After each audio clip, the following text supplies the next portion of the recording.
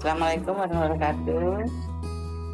Perkenalkan, saya Bu Surti. Alamatnya di Perumahan Grid Karame, Kecamatan Karame, Bandar Lampung. Usaha saya produksi telur asin. Sebelumnya saya kerja di perusahaan pertambangan udang selama 17 tahun. Setelah itu perusahaan tutup.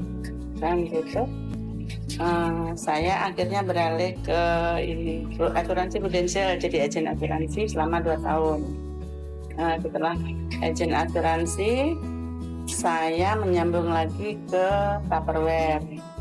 Di Tupperware saya 3 tahun. Setelah di Tupperware, saya iseng-iseng ke telur bebek. Awalnya saya hanya membawa telur bebek 500 butir dari Jawa Timur sampai ke Lampung. Terus saya tawarkan ke tetangga, iseng-iseng saya tawarkan ke tetangga, ternyata laku 200 butir. Sisanya saya bawa ke pasar, ditawarkan di pasar. Dalam waktu 1 minggu habis, sehingga saya berpikir kalau ada konsumen saya minta lagi, saya harus punya barang gitu.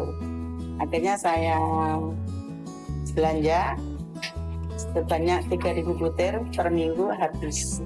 Selama setahun itu per minggunya 3.000 butir. Awalnya telur bebek ya, saya belum memikirkan telur asin. Tapi setelah saya jalan telur bebek yang saya tawarkan ke toko-toko, ke warung-warung, saya berpikir ingin menambah penghasilan. Jadi satu tempat saya kunjungin, saya hanya membawa telur bebek. Saya berpikir lagi, apalagi yang harus saya bawa, saya kembangkan ke telur asin. Nah, setelah telur asin itu akhirnya jalan terus, dan sampai sekarang juga berjalan gitu. Nah, kenapa saya memilih telur?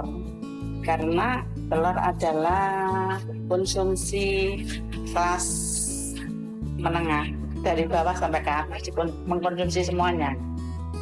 Beda kalau daging mungkin ya orang jarang, tapi kalau telur sehari-hari orang butuh. Jadi perputarannya lebih cepat. Kalau telur asin ya saya di awal itu 1 minggunya 500 butir. Kalau sekarang saya sudah masuk tahun kelima ya. Tahun kelima ini saya sehari 300 sampai 400 butir. Ke pasar aja, saya jadi dropping orang-orang pasar. Saya nggak ngejar sendiri. Saya season dropping aja. Jadi satu orang itu pengambilan itu ya 150, 100. Kalau rintangannya ya memang ada susah senangnya ya. Senangnya kalau kita dapat untung. Nah, sedihnya kalau pas lagi gagal produksi. Nah, gagal produksi itu banyak macam. Terkadang itu tergantung media. Medianya kurang bagus, hasilnya juga nggak bagus. Bisa juga busuk. Terus dari bahan dasar telur itu juga nggak boleh lama-lama. Telurnya harus fresh. Itu yang dibuat. Kalau telur udah lewat 5 sampai seminggu itu hasilnya kurang bagus gitu. Jadi risikonya itu banyak ya. Kenapa telur asin itu bisa ngambil keuntungan sampai 50% atau 60%? Karena risikonya sudah 15% sendiri. Daripada saat mau ngasin itu yang pecah itu pasti ada 3-4% itu pecah. Pada saat pencucian itu pasti ada juga 5-6%-nya. Nanti pada saat pengukusan waktu masak itu juga banyak yang pecah juga. Gitu. Untuk meminimalisir ya itu gimana ya? Kita harus memilih telur ya. Memilih telur itu kalau bisa telurnya telur ternak yang alami, bukan yang kandang. Harus ternak yang pindah-pindah itu loh, yang kalau kita bilang bebek giring. Nah itu cangkangnya tebal. Kalau memang kita mau produksi kandangan juga harus betul-betul memperhatikan cangkang. Gitu. Pertama telur asin itu ya diamplas supaya pori-porinya agak tipis sehingga garam juga lebih cepat masuk meresap. Itu setelah diamplas kita bungkus dengan tanah liat dan abu. Nah, habis itu kita peram sesuai dengan keinginan kita sampai asinnya sejauh mana. Semakin lama semakin asin. Kalau ingin yang berminyak ya di atas 15 hari itu yang berminyak gitu. Nah, setelah itu dicuci baru dikukus. Pengukusan paling enggak 3 jam karena lama pengukusan itu menentukan kualitas berapa lama telur itu awet.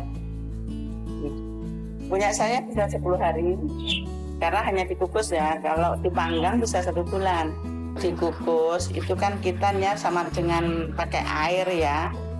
Ngukus, ngerebus itu kan bahannya pasti pakai air ya. Jadi kalau pakai air itu kan sifatnya basah dan itu bisa nggak tahan lama. Tapi kalau dipanggang itu cenderung kering ya. Sebenarnya kalau hasilnya sama aja, cuman kalau dipanggang itu kan ada aroma asap-asap gitu. Rencana ke depannya kalau telur asin sampai saat ini kayaknya sih saat ini sih mikirnya sudah cukup, tapi pengennya sih juga masih pengen berkembang ya. Cuman kalau melihat resiko-resikonya itu ya takutnya malah bukan untung dan malah rugi karena banyak yang buang. Kecuali kita bisa manfaatkan. Yang pecah itu juga kalau kita jual ke pasar gitu juga harganya juga turun 50%. Resikonya di situ. Paling kalau saya ngembangin paling ya ke telur yang lain, mungkin telur puyuh, telur kampung gitu. Yang harus diperhatikan gimana ya? Karena kalau usaha seperti ini saya kan otodidak ya, nggak ada sekolahnya, saya otodidak. Saya jalanin aja apa yang ada. Kalau memang sebenarnya kalau mau dipikir kita mau berhenti, sebenarnya juga sempat mau berhenti berapa kali, 3 kali. Karena apa? Saya mencoba produksi. Saya produksi 1000 butir itu pernah gagal 600 butir. Saya produksi 700 butir pernah gagal 300 butir. Nah, yang membuat saya bertahan apa? Karena saya nggak pengen lagi kerja. Saya nggak pengen lagi melamar kerja ke perusahaan. Saya pengennya usaha sendiri. Karena usaha ini sudah berjalan, ya. Walaupun itu ada masalah, tetap saya pertahankan, tetap saya perjuangkan. Saya anggap saya perjalanan menemui lubang. Terus gimana caranya saya melewati lubang ini? Itu aja. Yang jelas ya kegigihan, keuletan, semangat.